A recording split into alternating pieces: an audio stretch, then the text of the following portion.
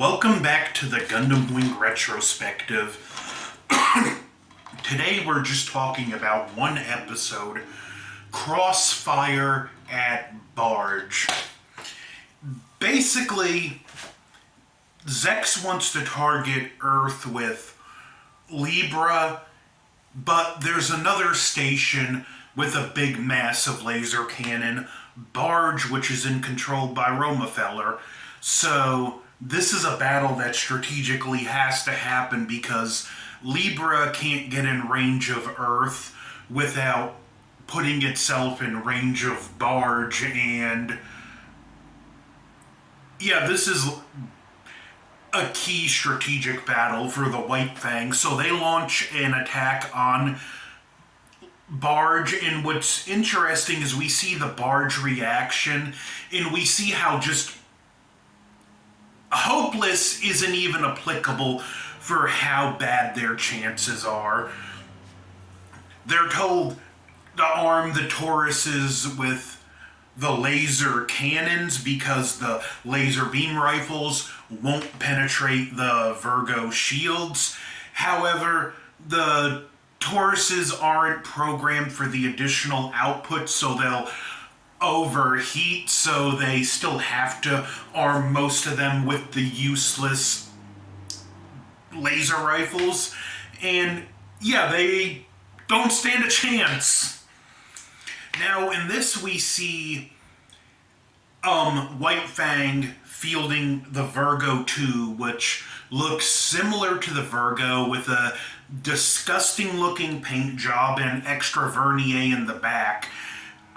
Now, I've heard it theorized that the regular Virgo is for space combat, and the regular Virgo is for Earth combat. The Virgo 2 is for space combat, but we see Virgos in space combat. There's even Virgo 1s guarding the White Fang control ships. Zex goes into the battle, much to the chagrin of the commander of the fleet leading the offensive. And while this is going on, Hero is on Earth and he's capturing a Oz spaceport because he wants to get into space, and they have the HLVs. When he wipes out the initial force, he sees a ship coming in, flashing Morse code, and it's Sally Poe, and she reveals he has the Gundam heavy arms.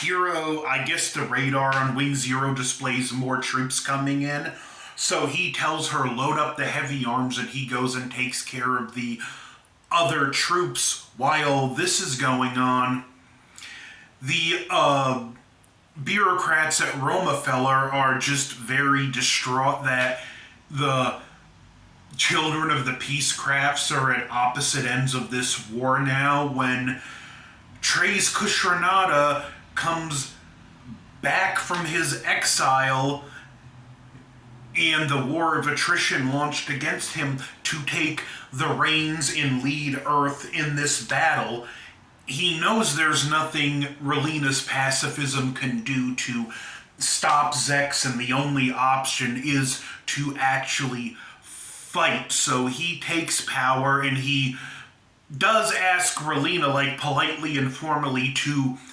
resign, which she does, and decides to go into space. So now we have space somewhat unified under the White Fang, and we have Earth unified under Romefeller with Trace Kushranada at the head. So we're really fixing to get a all-out war here. Dorothy decides if Relina's going to space, then she's going to space too.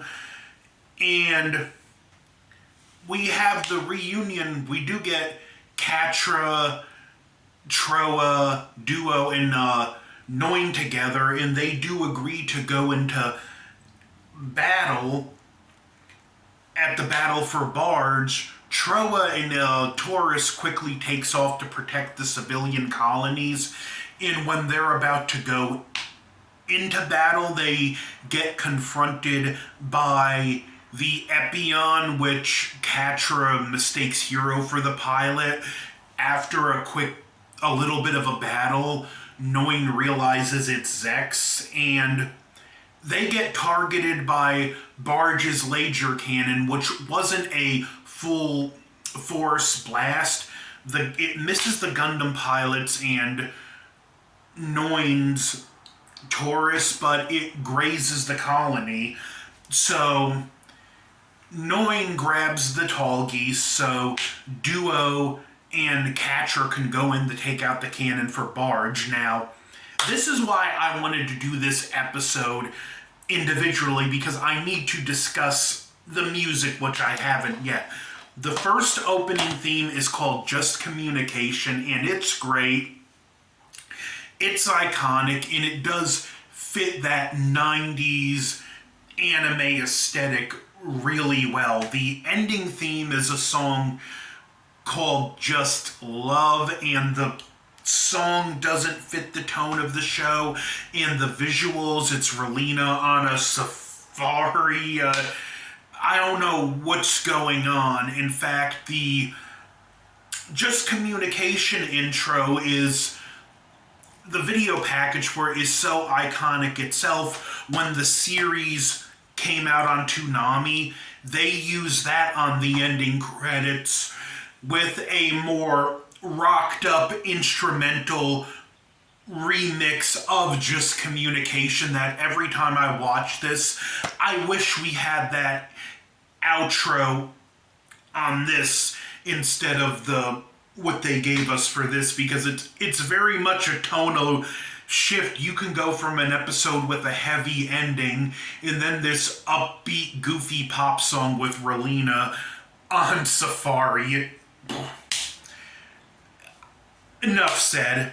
And then we have the second intro, and my personal favorite, because of this episode, Rhythm Emotion, which has a more pumped up, dramatic feel to it, and it works for this episode how it's integrated into the scene to increase the drama, because the music starts playing. Sometimes we can clearly hear the lyrics, sometimes we can't, so they don't overshadow the dialogue, as well as sometimes the music's playing quieter so we can hear the dialogue, and sometimes it's playing louder. Zex manages to break free from Noin, flies off to go after Barge, and Noin gets attacked by a bunch of Barge Tauruses, and this shows how great of a pilot she is,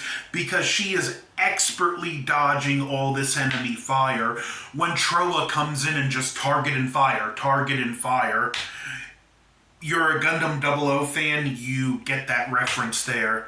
And at this point, the music really begins to ramp up with the dialogue, as you have Troa and Duo realizing they're not gonna make it. You have the dialogue talking about the barge cannons at full power, and even the commander saying, all right, this is the end for you Gundam pilots, have a taste of our barge cannon at full power. And then the music ramps up into this super dramatic instrumental beat. If you look at my preview videos for the review I'm going to do of Epion and Wing Zero, I'm using that instrumental part in those, as Zex flies in super fast, raises the beam sword from the Epion, and just cleaves from the bridge of Barge down, as the music just ramps up to that high dramatic instrumental point, and we get his dialogue. You're not needed here. We have no need for you in outer spaces. He destroys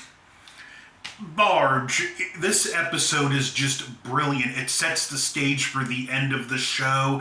The battle for Barge is amazing, especially that final part that just, the music just elevates it to perfection.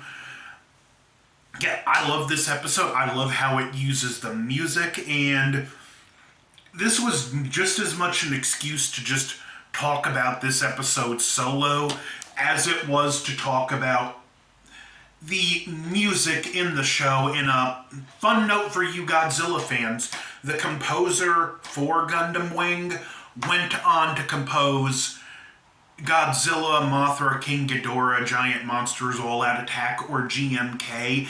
And when you know that, and you listen to it, and you hear, you know, some of the music in this and compare it to some of the music in GMK, it has a very similar feel. And I also love that, like, it actually does bridge in, it's a connection between two of my favorite franchises. So another fun fact about the music.